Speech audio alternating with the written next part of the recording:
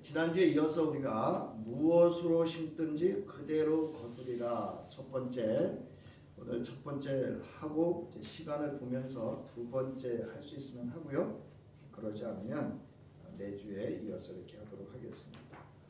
자, 지난주 우리는 갈라디아서 6장 1절로부터 10절의 말씀으로 2024년 저희 거드리 교회 신앙 목표를 갖게 된 것에 대해서 우리가 말씀으로 알아보았습니다.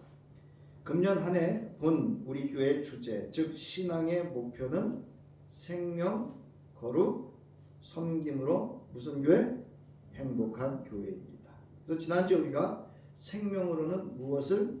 구원을, 거룩으로는 삶을. 그래서 우리의 경건의 연단을 통해서 거룩한 삶을, 그리고 섬김으로 사랑을 실현하는 것에 대해서 우리가 말씀을 드렸습니다.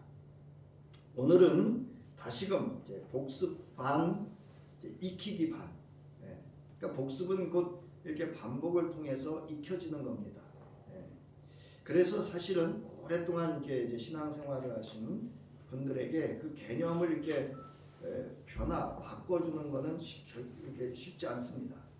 그러나 끊임없는 반복 학습을 통해서 우리가 정립, 바르게 성서의 본 원뜻을, 또 예수가 우리에게 원하고 또 우리가 가야 할 신앙의 길이 무엇인지를 우리가 학습을 통해서, 반복 학습을 통해서 우리가 익혀가는 것이 필요합니다. 그래서 오늘은 조금 더 구체적으로 알아보고자 합니다.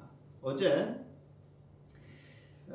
제가 이제 오전부터 금주는 오늘은 오전에 기도를, 주일 예배 기도를 준비해 놓고 오후에 이제 말씀을 좀 일찍 준비를 해야 되겠다, 이렇게 이제 마음을 먹고 아침에 일어나서 이제 기도를 하고 그렇게 막 하려고 했는데 막 변수가 생기기도 시작한 거예요.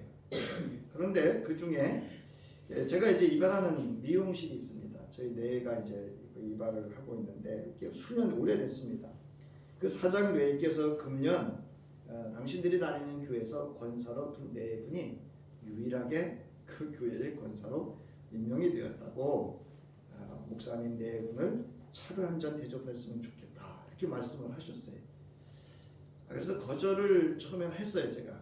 그랬다가 그래도 기꺼이 또 이렇게 하는 요청을 하시기에 기꺼이 허락을 해서 고은리에 있는 산상 카페에 들려서 간단한 차와 점심 식사를 나누면서 신앙에 관한 이런저런 이야기, 우리가 흔히 말하는 이제 간증을 나누게 되었습니다.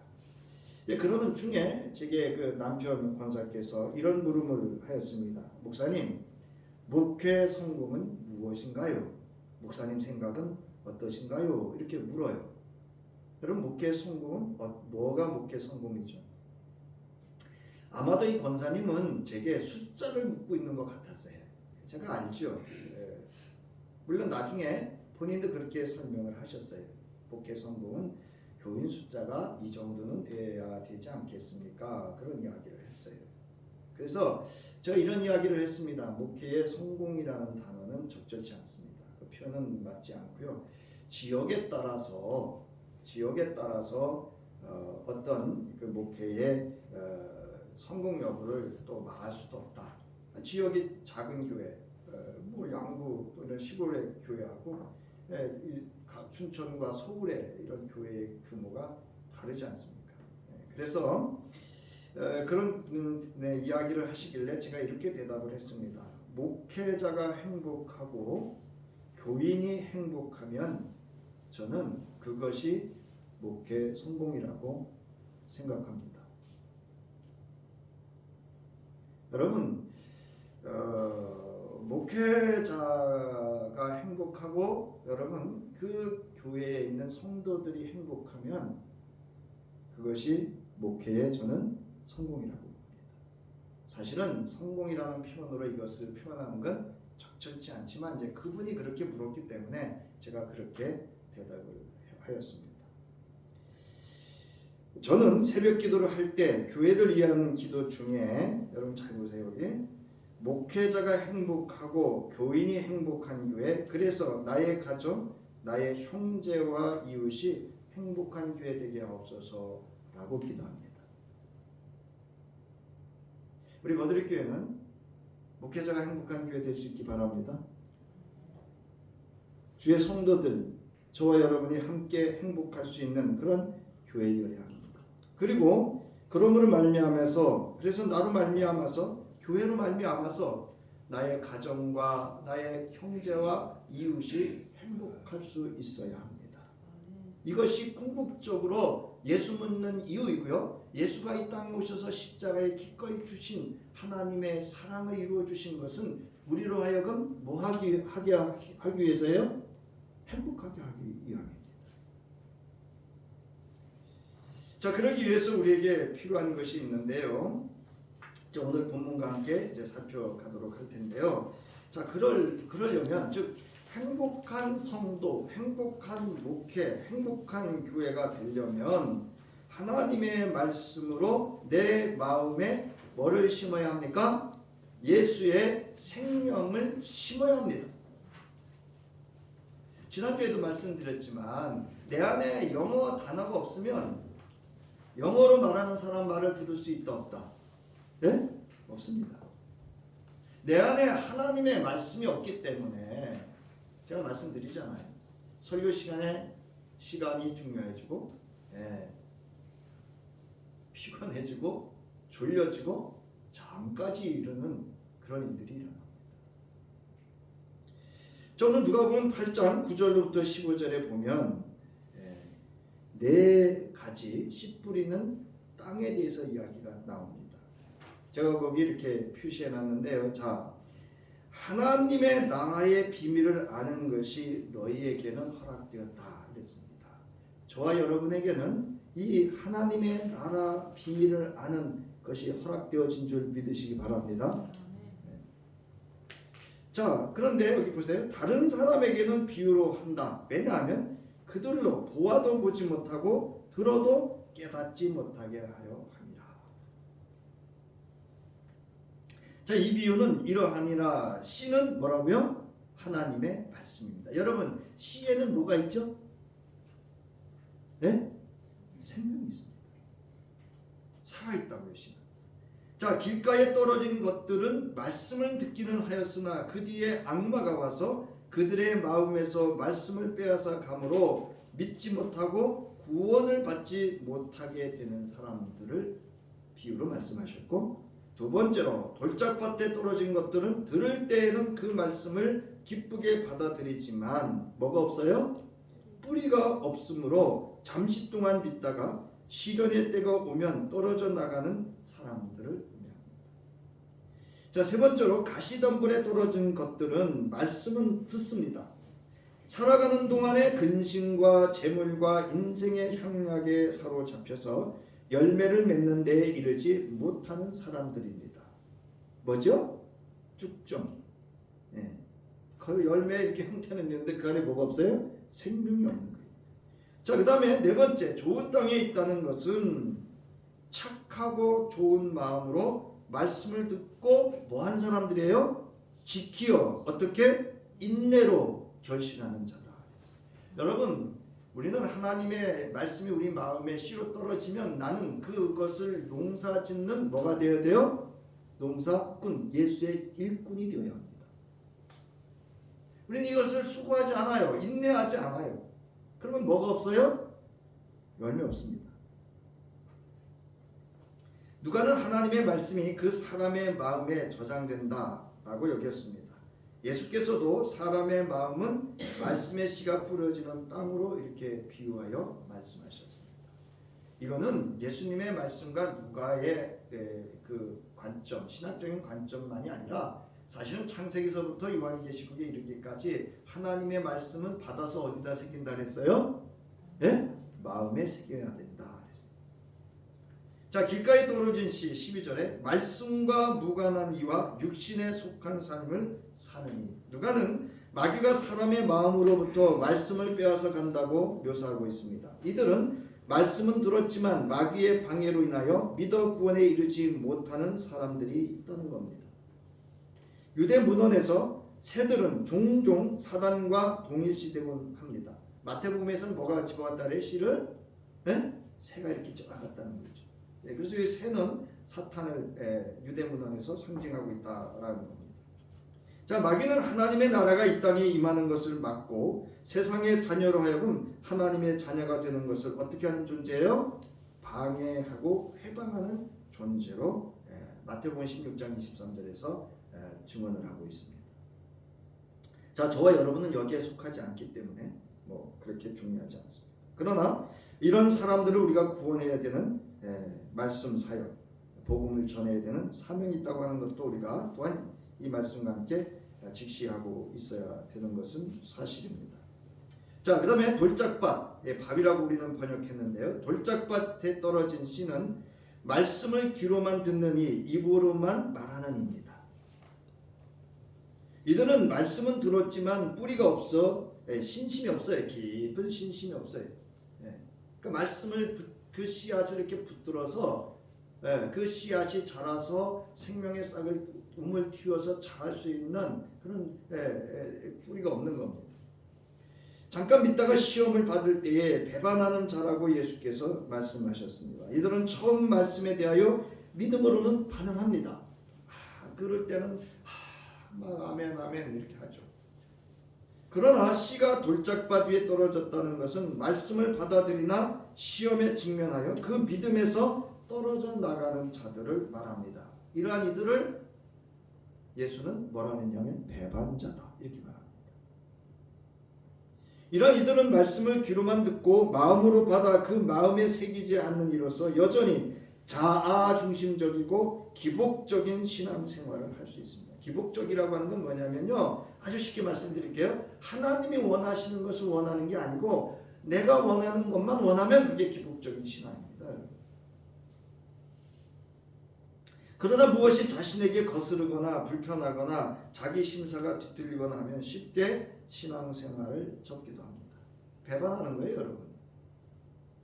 자, 그 다음에 세 번째, 가시덤불에 떨어진 씨입니다.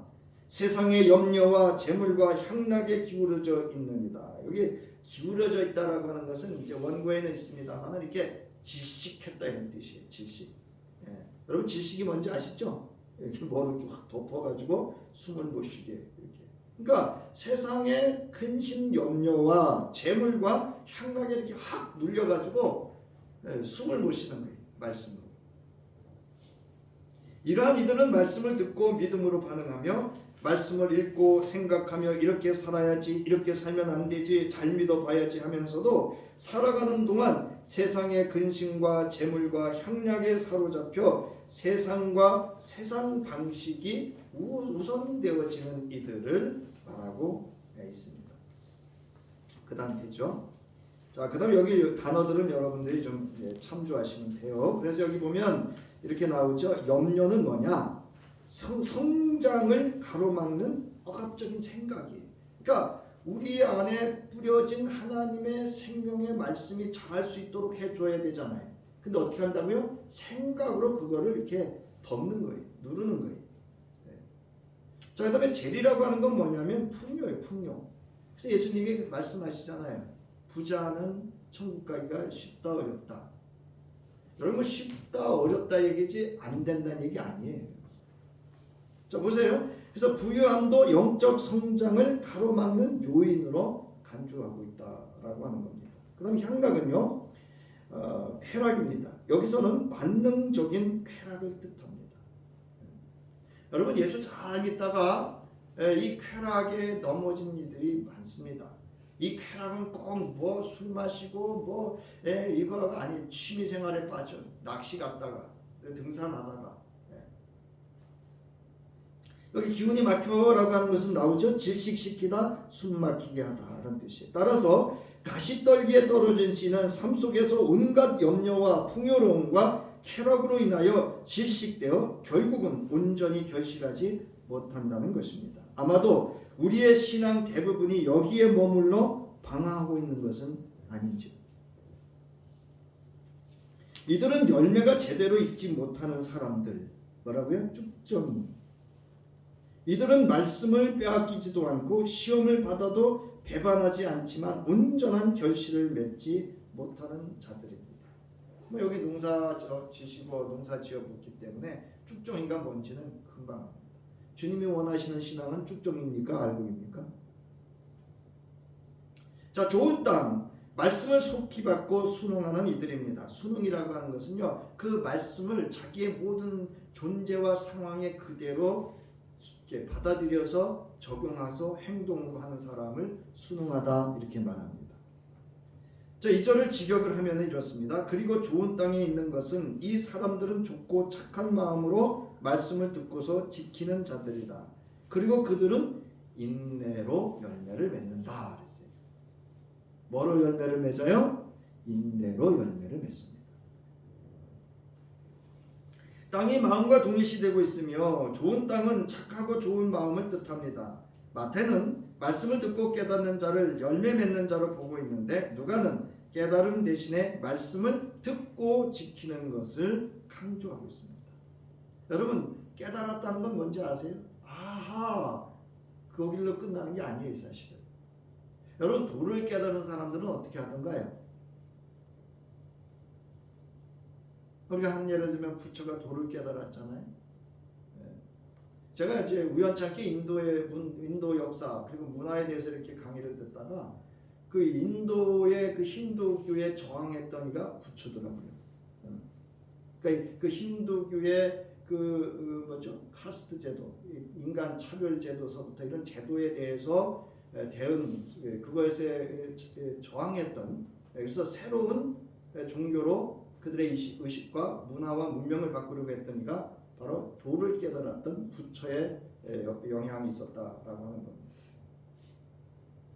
여러분, 도를 깨달았다라고 하는 것은 그 깨달음을 삶에 자기의 존재와 삶으로 실현해가는 사람이 도를 깨달은 사람.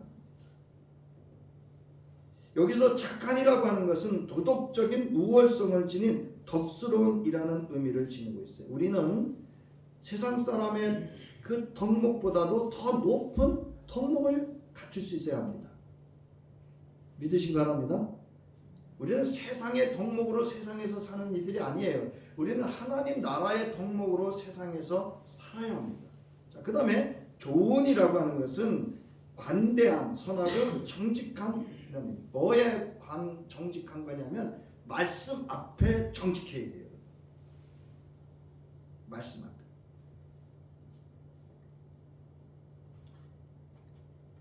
저도 육신의 사람이기 때문에 때로는 이러고 한 때가 있어요. 그러다가도 퍼뜩 이제 두 가지가 하나 오는데, 하나는 목사가 이게 제일 먼저 와요. 이건 제가 하는 거지 여러분이 그렇게 하시면 안 돼요. 그 목사라고 하는 그 경계는 분명하기 때문에. 그 다음에 하나가 뭐냐면 말씀이 이 생각을 탁 저한테 부딪힙니다. 그래서 회개하고 후회도 하고, 때로는 말씀에 순종해서 기도도 하고 말씀 준비도 합니다. 제가 가끔 말씀드리죠. 저 이제 수십 년 설교했기 때문에 이게 딱 본문만 펴놔도 얼마든지 설교할 수 있어요. 그러나 그러지 않고 제 자신을 이렇게 묶어서 말씀을 이렇게 찾고 또 올바른 해석이 될 수 있고 이렇게 하는 이유는 바로 말씀 앞에 정직하려고 하는 제 양심 때문에 그렇습니다. 자, 이는 예수 그리스도를 믿어 인격이 변화된 상태를 말합니다. 자, 제가 이제 요즘 이렇게 목사님들하고 얘기하고 주변에 어른들하고 또는 주변 사람들하고 얘기하다가 낙심하는 게 하나 있어요. 그게 뭐냐면 사람들은 변한대요, 안 변한대요? 네? 여러분 안 변한대잖아요. 근데 김경일 교수라고 하는 분이 저한테 그거를 이렇게 딱 분별해 주셨어요. 기질이 있답니다, 사람이. 그건 뭐냐면 조상 때로부터 DNA 유전적으로 타고난 기질이 있다는 거예요. 이건 어쩔 수 없다는 거예요.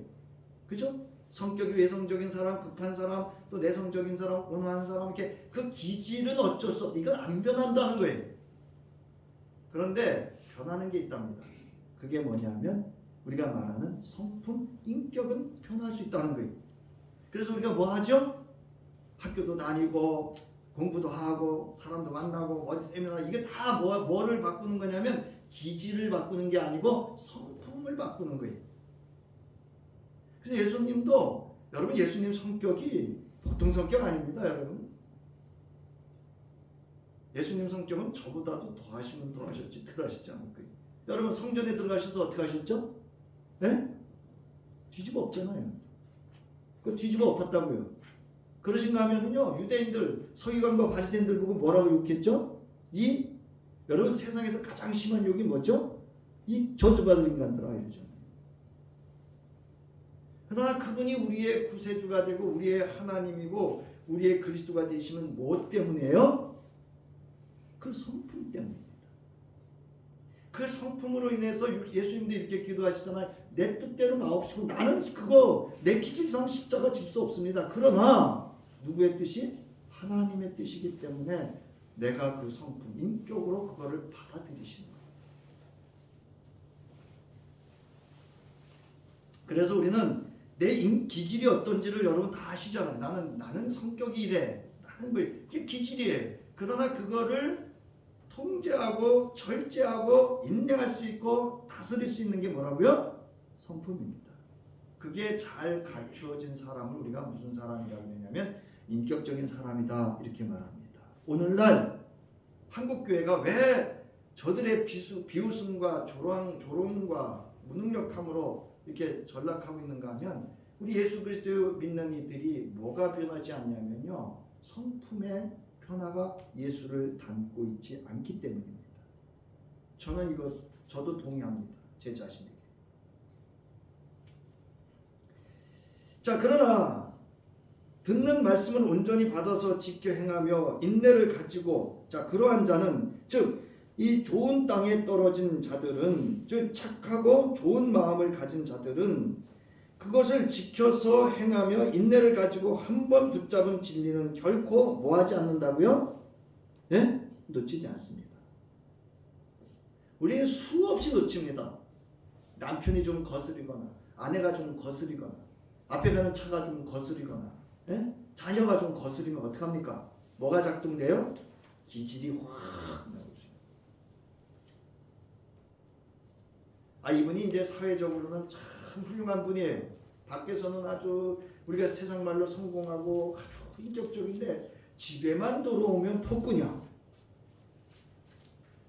뭐 자식 패는 거는 그냥 일상이고요. 아내한테 거치고 막 그래요. 그래서 나중에 이제 그 이분이 이제 하도 그러니까 이제 주변에서 상담 좀 받아보라 이런가 봐요. 그분 지금 교수님 이름이 생각이 안 나는데 그분이 이제 목사님이시기도 하고 교수님이시기도 한데 그분한테 이제 와서 이렇게 상담을 했나 봐요. 그랬더니 아주 어려서 기억도 안 나는 그 시절에 그 아버지가 그랬던 거예요. 그 아버지가 아주 집에도 근데 그 시대는 대부분 그렇죠. 그죠? 예? 미국 끝나고 일제강점기에서 이렇게 해방을 맞아서 막 이렇게 나올 때 여러분 우리가 대단히 조선이 양반이라 해가지고 되게 예의가 있는 것 같지만 이 보편적인 사회에는 그렇지 않았습니다.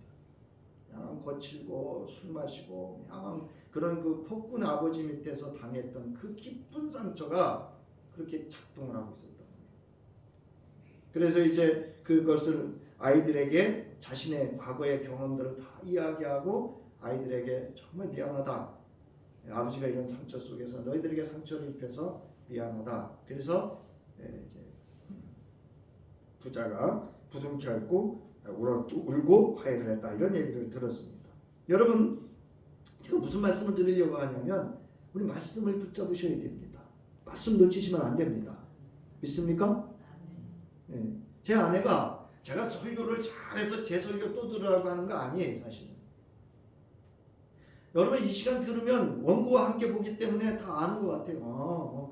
그렇지 하는 것 같지만 제가 말씀드리잖아요. 전문 딱 열고 나가면 싹 사라집니다.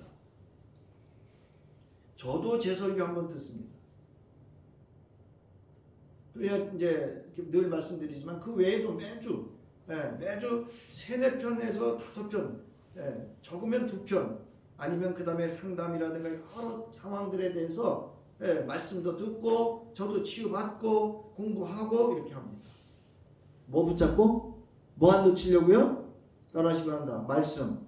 그럼 말씀 놓치지 마세요. 운전할 때든 뭐 할 때든 남편이 좀 불편해서 이제 마음이 확 작동될 때도 뭐 넣지면 안 돼요? 그래서 뭐가 틈타지 못하게 하라고요? 사탄이 틈타지 못하게. 여기 인내라는 단어입니다. 인내라고 하는 것은 그리스도의 중요한 덕목이에요. 뭐를 맺게 하는데? 말씀의 생명을 말씀의 열매로 맺게 하는데 중요한 덕목이 뭡니까? 인내입니다. 인내. 자, 누가는 말씀을 굳게 붙잡고 지키기 위해서 필요한 것은 인내가 필요하다 이렇게 말합니다. 저와 여러분 대부분 주의 말씀 붙잡아도 그 말씀 앞에 어떻게 하죠? 넘어지기도 하고 시험에 들기도 하고 때로는 실족하기도 하고 잊어먹고 살기도 하고 이렇게 살지만 중요한 건 뭡니까? 그럼에도 불구하고 다시 말씀을 붙잡는 인내가 필요한 줄 믿으시기 바랍니다. 여러분 신앙은 인내예요. 참고 견디는 겁니다. 자, 하나님의 말씀은 여러분 살아있습니다. 믿습니까? 지금도 살아서 역사하시는 실존하는 하나님의 말씀은. 그리고 요한복음에 보면 말씀은 뭐라 그랬냐면 진리다 이렇게 얘기하고 있어요. 말씀이 왜 진리라고요? 진리가 무슨 뜻이라고요? 말씀이 말씀으로 살아서 말씀이 될 때 그게 진리지. 그냥 진리래. 그러면 진리 아니에요. 그건 단어지 말씀이 내게 진리가 되어지는 것 아닙니다. 기도하라. 기도하면 그 말씀이 내게 뭐예요? 진리입니다. 여러분 오늘 나오신 이유는 뭐죠? 하나님 앞에 뭐 하기 위해서? 우리가 말하는 주일을 성수하고 하나님 앞에 그 은혜와 부활하신 예수 그리스도의 그 영원한 생명에 참여하는 하나님께 신령과 진정으로 예배하는 뭐가 있었기 때문에? 말씀이 있었기 때문에 나오신 겁니다. 그래서 여러분은 지금 진리입니다. 히브리서 4장 12절부터 13절을 함께 읽겠습니다. 시작. 하나님의 말씀은 살아있고 활력이 있어 좌우의 낯선 어떤 검보다도 예리하여 혼과 영과 및 관절과 골수를 찔러 쪼개기까지 하며 또 마음의 생각과 뜻을 판단하나니 지으신 것이 하나도 그 앞에 나타나지 않음이 없고 우리의 결산을 받으시리에 눈앞에 만물이 벌거벗은 것 같이 드러나느니라. 내가 어떤 상황이 딱 되면은요, 여러분 내게 내 마음의 생각과 판단을 먼저 받아야 돼요, 여러분. 제가 이제 많은 비유가 이제 남편 부부 관계인데요. 제 남편이 불편해, 아내가 불편해, 저도 잘 안 돼요. 그래서 이제 이렇게 우리가 말하는 승질이 확 올라올 때 어떻게 해야 돼요? 아내는 어떤 존재입니까? 남편은 어떤 존재입니까? 말씀 앞에 예수 그리스도의 십자가로 그 생명을 대속해 주시고 구원해 주시고 부활의 영원한 생명을 허락해 주신 누굽니까? 하나님의 사랑하는 자녀입니다. 자, 이거를 여러분 먼저 볼 수 있기를 바랍니다. 자, 그러므로 말씀을 마음에 심어 예수의 생명으로 자라게 해야 합니다. 바울은 로마서 8장 9절로부터 10절에서 이렇게 말씀합니다. 다 함께 읽습니다. 시작. 그러나 하나님의 영이 여러분 안에 살아계시면 여러분은 육신 안에 있지 않고 성령 안에 있습니다. 누구든지 그리스도의 영이 없으면 그리스도의 사람이 아닙니다. 또한 그리스도께서 여러분 안에 살아계시면 여러분의 몸은 죄 때문에 죽은 것이지만 영은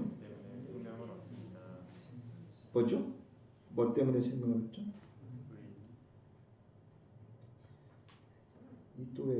의 때문에. 영은 의 때문에. 제가 의가 뭐죠?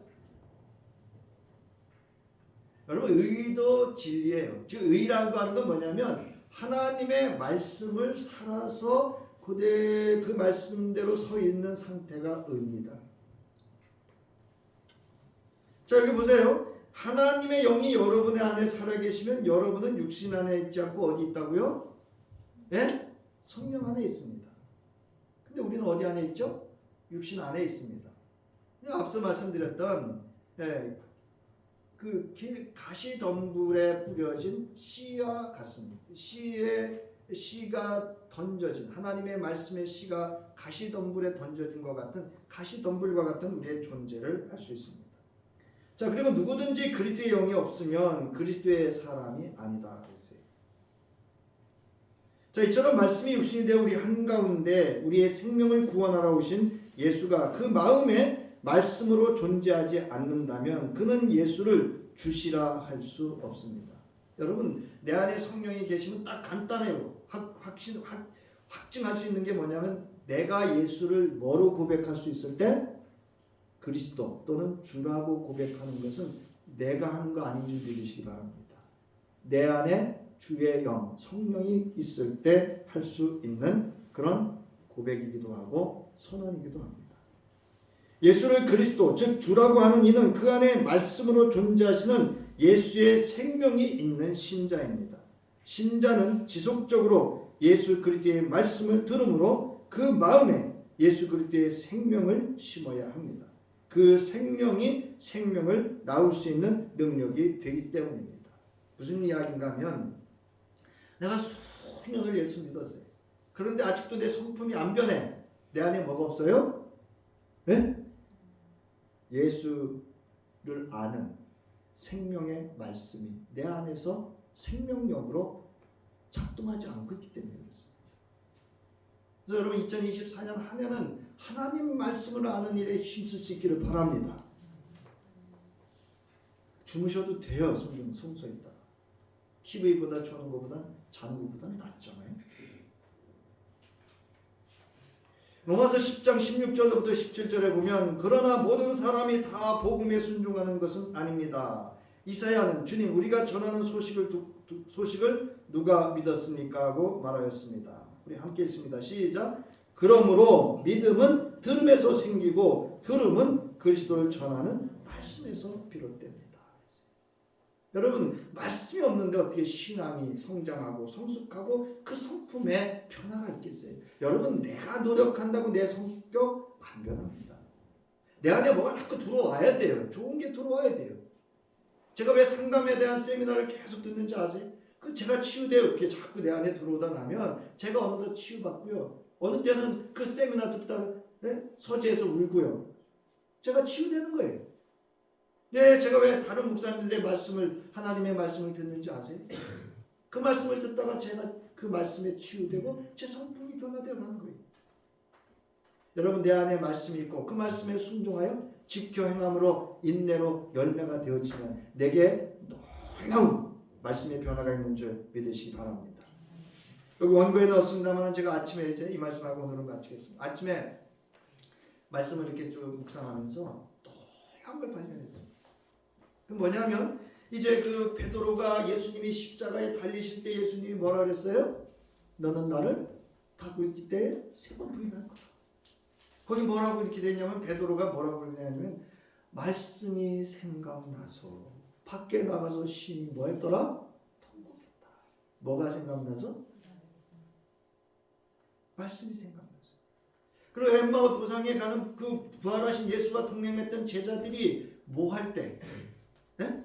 하나님의 말씀을 그 모세율법으로부터 예수가 그리스도라고 하는 십자가와 부활의 사건을 예수님이 동행하는데 예수인 줄 몰랐어요. 그 동행하는 그 예수의 말씀을 들으면서 듣는 중에 뭐가 뜨거워졌더라?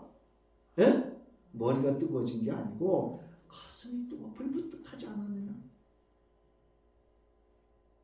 그리고 예수님이 부활하신 예수님이 제자들 한가운데 서서 여러분 성서를 잘 보셔야 돼요. 부활하신 예수께서 그 제자들 11제자와 그 무리들 그 갈릴리 여자들 앞에 한가운데 서서 말씀하셨어요. 너에게 뭐가 있을지어다? 평강이 있을지어다 하면서 말씀하셨어요. 그러면서 이제 쭉 말씀을 하셔요. 그러면서 이제 뭐라고 하시냐면 잘 들으세요. 그들에게 하나님께서 그들에게 예수가 말씀하실 때에 마음의 문을 열어주셨다 이랬어요.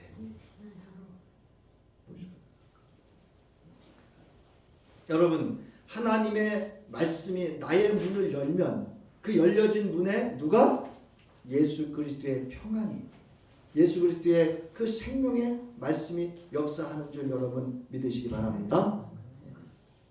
이 한 해 여러분 다른 것보다 말씀을 믿음은 들음에서 생기고 들음은 그리스도를 전하는 말씀에서 시작된다 했습니다. 올 한 해 여러분 말씀 읽으시고 말씀 듣고 말씀 생각하시고 묵상하시면서 내 안에 하나님의 생명의 말씀을 심어서 그 말씀이 여러분의 이 신앙과 삶에 놀라운 하나님의 능력을 경험할 수 있는 한 해 될 수 있기를 주님의 이름으로 축원합니다.